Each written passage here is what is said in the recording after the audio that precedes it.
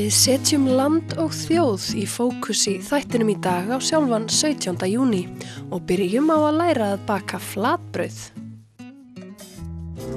Ég er að baka í form í nokkrar byglaða dollur og þær í með dívangarð. Landsmenn borða aldrei meira af flatbrauði en á þorranum, en mikið mál að búa til sínar eigin flatkökur? Nei, ekki það mér finnst. Mér finnst það bara mjög einfalt. Og hvað í flatbrauði?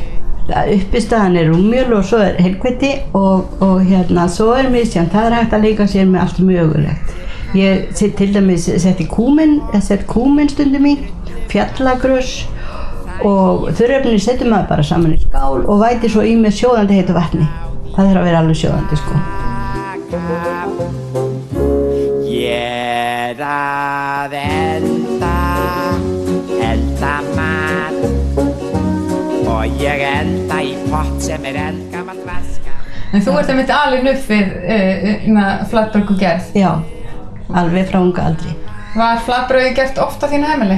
Já, þó nokkuð og oftar í gamla daga heldur en núna sko. Nú til dags, nú þetta aðalega veturnar. Mikið í kringu þorra. Þetta náttúrulega þorra tengt sko. En aðferðirnar þá, þær voru nú svolítið öðruvísi heldur en þú viðhefur í dag. Þú ert nú búin að koma þér upp svolítið góðri aðferð við þetta. Já, ég gerir svolítið öðruvísi. Ég í eldri, gömlu þær gerðu þetta eins og svona laufabrauðið búið til að þær gerðu sívalningana cirka svipast svera og skáru svo niður í hæfilega breiðar kökur og breiddu þetta alveg farið út. En núna þegar ég bý til degi þá bý ég til sívalningi það sveran og svo tek ég bara hörtfinna og sker þetta út. Sem að gerir það að verkum að kakan miklu linari og fínni og hún svona, ekki seig.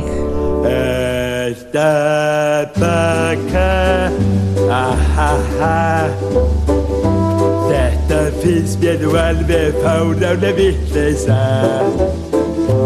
Það nú En flatbrauð það ekki bakað í hefðbundnum bakarofni? Nei, aldils ekki. Áður fyrir var það alltaf bakað á hellum, bara á rafmagnshellunum. Hvort þetta sem inni á eldavél eða lausri hellu sem hægt var að fara með út eða eitthvað svoleiðis í bílskúr eða eitthvað. En ég bakaði þetta bara með gashus, bara eins og maður svíður með. Og þá það opinn eldur sem að okkur finnst ofboðslega gott að þá það glóðabakað. Og En svo fylgir líka svolítið vandamál ef þú ert að baka á eldavélahellu? Já, inni. Það kemur alveg ofboðslega sterkja. Það alveg var grátið yfir þessu. Ég man eftir þeim í gamla daga þeir bara grét, sko. En ég elda fyrir því. Ég set stöppu í pottin og stein set ég gatir í. Og seinna ef ég eignast mann þá elda ég svona fyrir hann. Þú maður sjá. En þetta nú ekki eina nýjungin sem að þú viðhefur þegar þú ert að baka. Mér skilst að þú notar líka svolítið nýstárlegar aðferðir í laufabrauðsgerðinni. Já, búin að gera mörg ár. Ég breiði út laufabrauð í gamalli taurúlu sem að ég bara lakkaði upp og mér áskotnaðist gömul taurúla sem með svo ofboðslega flottri herslu á kefnin saman, þannig ég næði þessu alveg allir jöfnu og fínu. Og en það tók tíma sinna að þróa það upp, sko. En virkar vel? Já, tókst vel. En fyrir þá sem vilja prófa að gera eigið flatbrauð, þú að gera það í fyrsta sinn, ertu með einhver góð ráð fyrir þá? Eitthvað sem verður að passa sérstaklega vel upp á? Skoða bara uppskriftir og þróa þetta svo áfram og passa bara að væta sæmilega vel í því, gera það ekki of hart. Það þarf að vera hæfilega gott og mikið vatn í þessu, þá verður það linar og fínar og bara þróa þetta áfram. Þú maður sjá, en farðu svo frá, því ég að elda. Þá skellum við okkur í Rósenborg á Akureyri, þar sem kínverskukennsla fyrir ættleidd börn og foreldra þeirra. Hvernig kviknaði þessi hugmynd að byrja að kenna kínversku? það kom eiginlega frá vinkonum minni sem vinna í alþjóðastofunni á Akureyri, í Akureyri bæ. Og hún bara hringdi mig daginn og sagði, okkur langar að prófa kínverska kennsla. Af því að ég þekki, hún þekki sumt börn sem voru rosalega forvitnir kínversku og bakgrunnin þeirra og langaði bara svo að koma og bara kynna sér fyrir menningunar. Já, á þessu námskeið þá hafa þær fengið svona tilfinningu fyrir tungumálinu sem náttúrulega svona tungumáli svona kraftaverk finnst mér. Og það alltaf öðruvísi heldur en okkar tungumáli. Það að fengið þessa tilfinningu fyrir hljómfallinu og eins og hún segir, það að syngja og tala þetta svona. Við skiljum það náttúrulega ekki neitt, en þetta mjög skemmtilegt fyrir þær. Þar spyrja mikið upprunann, spyrja mikið land og þjóð og menningu og annað sem að skiptir verkefnina miklu máli í uppvextinum. Svo þegar þetta tækifæri baust, þá bara kom ekkert annað til greina en að mæta. Og mín tími sem mjög mikil áhuga þegar hún kom heim, þá hún að segja mér telja upp á 10 og kínversku og syngja lag sem hún búin að læra höfuð, herða, hné og tær á kínversku og henni finnst þetta mjög gaman. En hún kannski tjáir sig ekkert það fyrir hún komin heim. Þá fer hún að ræða við mig þetta. Og þær hafa þetta þörf fyrir að vita upprunn sinn eins mikið eins og við getum sagt og við segjum allt sem við vitum. Það líka gaman að læra Kína og eins og núna verið að tala að fara yfir kínverska nýjárið og vorhátíðina. Þetta bara mjög gaman fyrir þær að kynnast hefðum og siðum í Kína. Þetta byrjaði með því að mamma fer að hreinsa og þrífa allt húsið. Og þetta mikið hreinsun. Þá eins og við, þá ný föt keypt og þá mikið skreyting gert, matur og það sérstakka máltíð sem heitir Tuanyuan fan. Og það þýðir bara að koma saman í fjölskyldu sem fjölskylda og borða saman. Sjáum, allir að þrífa. Mamma vill ekki hafa neitt kóngulóarvefur í húsinu. Einu sinni í árið sér. Hvað var það sem þú varst að kenna þeim í dag?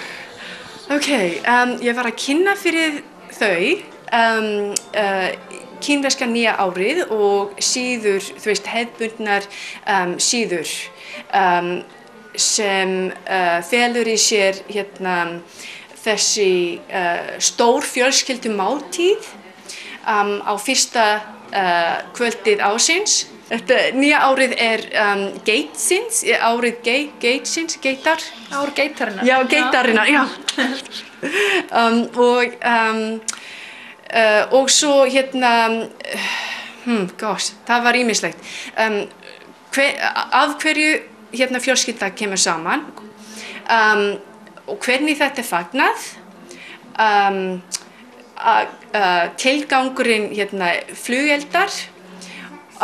Skrimsli sem heitir Ár, hann heitir Árið, sem var mannætur og bara hvernig fólki haga sér umkring þessa tíma. Það sem ég lærði í kínversk þegar ég var barn var dálítið ströng og mér langaði svo til að grípa, ná þeirra forvitni, þeirra athygli og en ekki á sama hátt og ég lærði það, af því að þetta var rosalega, mamma kom með, ekki mamma heldur, bara þetta var líkamslegt refsing líka, það var líka, maður að læra mikið utan af, bókstaflega, mikið skrifun og mér fannst þetta ekki gaman, þó að ég lærði nokkuð, mér fannst þetta, bara, ég held að maður læri betur þegar maður hefur gaman af því.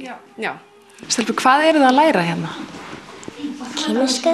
Við að læra tungumálið og matinn og menninguna og þannig. Já, og Finnst ykkur þetta skemmtilegt? Já. Og hvað er svona skemmtilegast? Það er skemmtilegast að læra að tala og syngja. Hvað kunnið að segja? Ég kann bara segja eitthvað tó og ni hao. Ni hao, hvað þýðir það? Halló. Halló. Og kanntu segja bless líka? Læri það kannski í næst tíma? Já. Já. En þú, hvað kannt þú að segja? Sjessja, það þýðir takk. Og kínverska, maður ímyndar sig kannski að kínverska sé ekkert það auðveldasta til að læra. Hvernig gengur krökkunum að læra? Bara mjög fínt. Ég er svolítið hissa hvað þau eru snöggt að fá þessa hljóð af því að þetta er ekki auðvelt að segja og heyra munurinn. Það er eitthvað örugglega, þú veist, eitthvað kunnáttur sem þau hafa. Ég skal sýna þér, við skulum gera það saman. Setja smá kjöt úti, ég skal sýna þér fyrst. Svona, loka, svona, setja smá, getur ekki upp svona. Svona, ok, og svo ætlum við að kreista saman deigið í miðjunni fyrst. Já, alveg svona hart. Ok. Flott. Og svo bjugguðu til einhvern mat? Já, auðvitað, jiaozi. Það heitir jiaozi? Jiaozi, já. Og þau prófaði að búa til.